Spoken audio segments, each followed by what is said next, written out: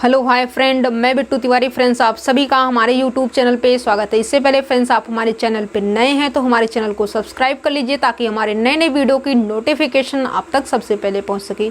आज के इस वीडियो में हम डिस्कस करने वाले हैं CSIR नेट दिसंबर 2019 पार्ट बी का क्वेश्चन है। आपका कौन सा क्वेश्चन है? क्वेश्चन नंबर आपका 10th है।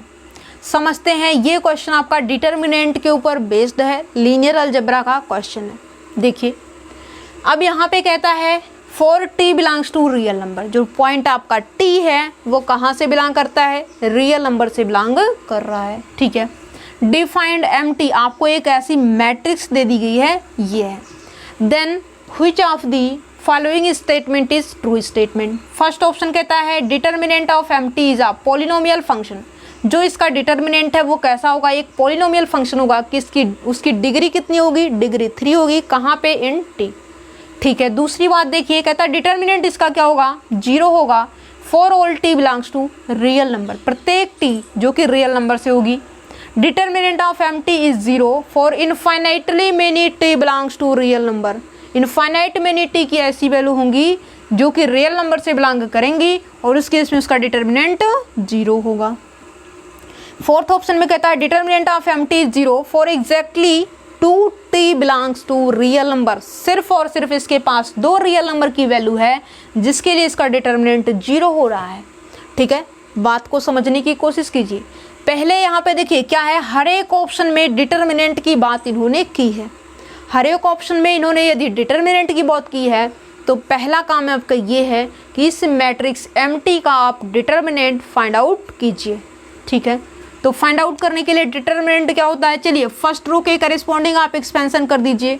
तो यहाँ से जो आपका होगा डिटर्मिनेंट ऑफ MT 1 कॉमन ले लीजिए। इसके करेस्पॉन्डिंग रो और कॉलम डिलीट हो जाएंगे और ये आपको मिलेगा 1 माइनस t स्क्वायर। ठीक है, फिर सेकेंड पोजीशन पे आपको जो है मिलेगा माइनस का t। चलिए, इसके करेस्पॉन्डिंग रो और कॉलम को डिलीट कीजिए। चलिए, इसके करेस्पॉन्डिंग रो और कॉलम डिलीट हुआ। 1 1 जा 1 minus 0 multiply by t square 0 हो जाएगा। ठीक है, फिर प्लस का आपको 0 मिलेगा। यहाँ पे जो भी क्वांटिटी होगी आपकी 0 मिलेगी, है ना। तो यहाँ से आपको फाइनली क्या मिलेगा? यहाँ से आपको मिलेगा 1 माइनस t स्क्वायर माइनस का t। ठीक है, अब यहाँ पे इसका डिटर्मिनेंट m ऑफ t है। ये आपका क्या हो चुका है? ये जो आपको डिटर्मिनेंट इसका मिला है ये आपकी पॉलिनोमियल है जिसकी डिग्री कितनी है? 2 है। ठीक है, this is a polynomial of degree 2। और यहाँ पे कहता है determinant of MT is a polynomial function of degree 3। कहाँ पे? t के अंदर। और ये क्या है जो आपने एक्चुअल में कैलकुलेट किया है? ये आपकी एक पॉलिनोमियल है जिसकी डिग्री 2 है। किसके अंदर दी हुई है? t के अंदर दी हुई है। ठीक है, और ये कहता है डिग्री 3। मीन्स आपका फर्स्ट ऑप्शन जो है बिल्कुल डमी ऑप्शन है, बिल्कुल रॉन्ग ऑप्शन है। ये किसी भी पोजीशन में किसी भी कीमत पे ट्रू नहीं हो सकता। ऑप्शन नंबर सेकंड पे आइए। यहाँ पे देखिए, यहाँ पे कहता है इसका डिटर्मिनेंट 0 है प्रत्येक t के लिए। देखिए, आपके पास जो है t इज इक्वल्स टू 1 लेने की पोजीशन दीजिए। t इज इक्वल्स टू, ये कहता है फॉर ऑल। फॉर ऑल को पहले हटाएंगे।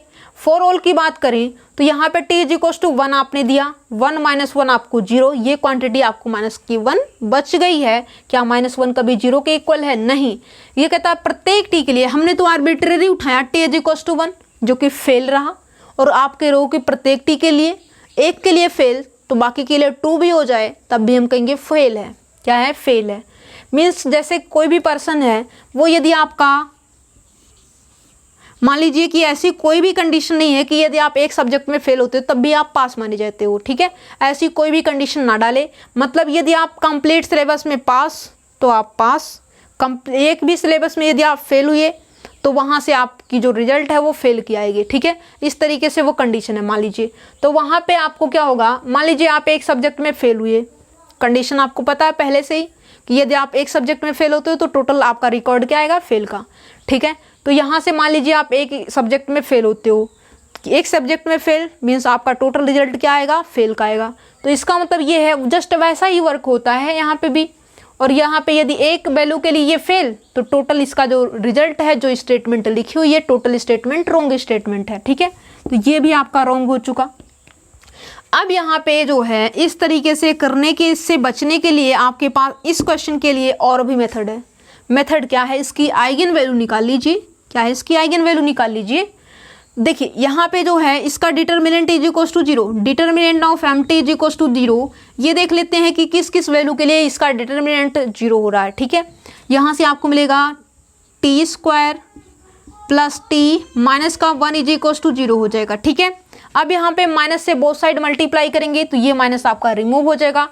क्वाड्रेटिक इक्वेशन है, आप यहाँ से T is equals to minus B plus minus under root B square minus 4ac upon 2a से इवेलुएट कर सकते हैं टी की वैल्यू। ठीक है, तो यहाँ से आपको टी इज इक्वल्स टू मिलेगा -1 plus minus under root B square, ये मिलेगा -4a इंटू सी, 1 इंटू माइनस का 1, ये आपका पॉजिटिव का 1 हो जाएगा, बाई में 2 हो जाएगा। ठीक है, यहाँ से आपको क्या मिलेगी, टी इज इक्वल्स टू मिलेगा -1 प्लस माइनस रूट 5/2, यहाँ से आपको मिलेगा T is equals to -1 plus root 5/2 और यहाँ से -1 माइनस रूट 5/2।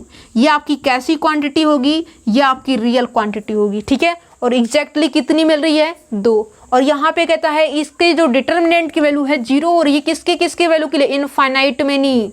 क्या है, इनफाइनाइट मेनी। जब ये आपका क्वाड्रेटिक इक्वेशन है तो इसके पास ज़्यादा से ज़्यादा जो वैल्यू है कौन सी सेटिस्फाई करेगी, 2 ही वैल्यू होंगी जो आपके इस इक्वेशन को सेटिस्फाई करेंगी। ठीक है, जब 2 ही वैल्यू होगी तो इसका मतलब ये कहता है कि इट है determinant of M T 0 for infinitely many T belongs to real number. नहीं, कितनी वैल्यू होंगी, सिर्फ और सिर्फ इसके पास 2 ही वैल्यू होंगी, रियल नंबर से बिलोंग करेंगी और इसके डिटर्मिनेंट को 0 करेंगी, है ना।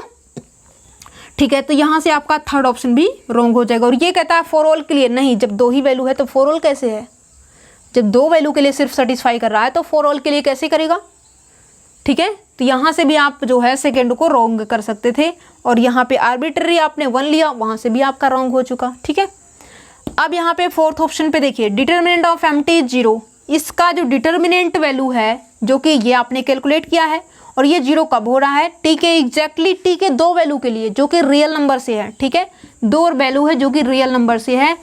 ठीक है, इसके लिए ये डिटर्मिनेंट वैल्यू 0 दे रहा है। Determinant of M T 0 for exactly 2t belongs to real number. Exactly की बजाय यहाँ पे ओनली 2 बोलता तब भी ये ऑप्शन आपका ट्रू हो जाता।